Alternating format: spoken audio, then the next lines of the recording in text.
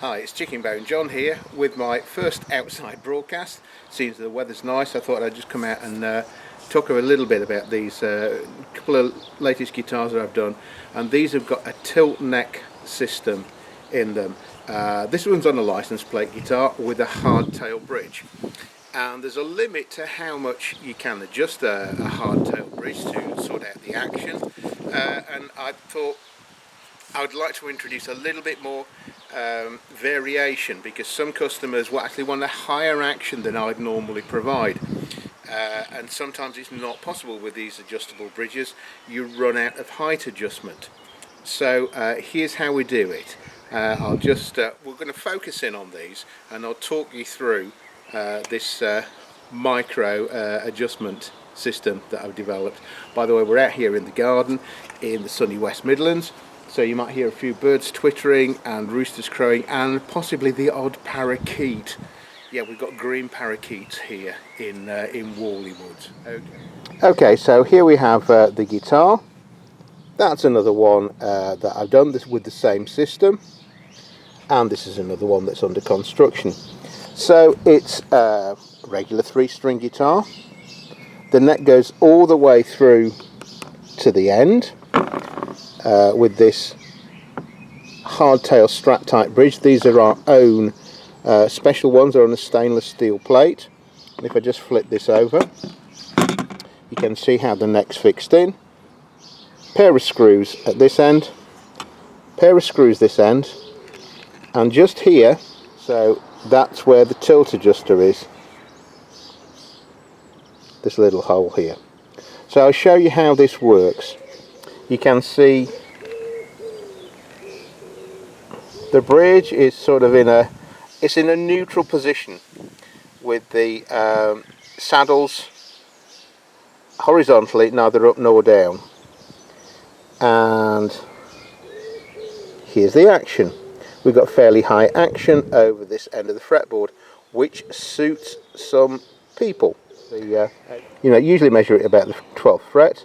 So you can see it's fairly high, but let's have a look at how we can adjust it. What we do is simply slacken off the 2 securing screws, take a couple of turns here, it's like a couple of quarter turns, and then I take my Allen key and I can start winding that in.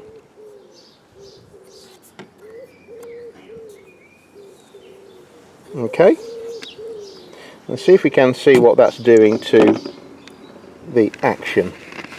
So as I turn that screw down, we'll see the action start coming down. I'm just going to wind out the screws another turn or two. I'm just doing these by quarter turns. You should be able to see the action coming down. What it's doing is it's pushing the tail end of this. What it's doing is pushing the tail end fixing up, and so the head is coming down. So I think that's wound out about as low as I would want to do it. Then all I need to do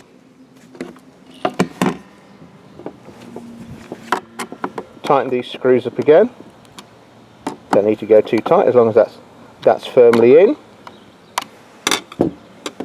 Just do a final check to make sure that that is, yep, that's nice and snug.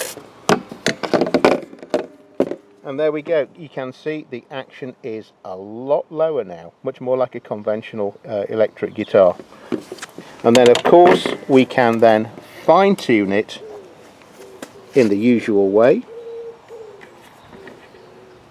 with our saddle height adjustment. So if I just want to bring the top string up a wee bit, I might be thinking I might want to just have a little more action there.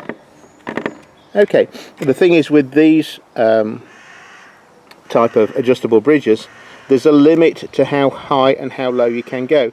If you wind these screws right the way to lower it, you get these Allen key, the tops of the little adjuster bolts sticking out. If you wind it in too far, you'll actually run out of thread on that. So this micro tilt well, I can't call it micro tilt apparently because that's what Fender use on their guitars, but it's exactly the same system. Fender have their 4 bolts arranged here with a little access hole for the Allen key. And it's funny, I'd sort of had this in my mind how to do it, worked it out myself, and then I actually looked up after I'd finished it to see how Fender do it, and they use exactly the same hardware. When they originally did this system, they use a rather more complicated engineering solution, and it wasn't popular at the time, but obviously they've reintroduced it. But I think it's very handy because the range of preferences on people playing sort of cigar box guitar, these are license plate guitars, but playing 3-string guitar goes from people who want to play with conventional guitar action, and those who want to have a pretty high action. I think this one here is set up with, it's sort of what I'd normally do here. It's a sort of hybrid, so it's not too high to fret, not too low to use a slide. But you know, if you want, say, if you want ultra high or ultra low action with this micro adjustable system, you can do it. And all you need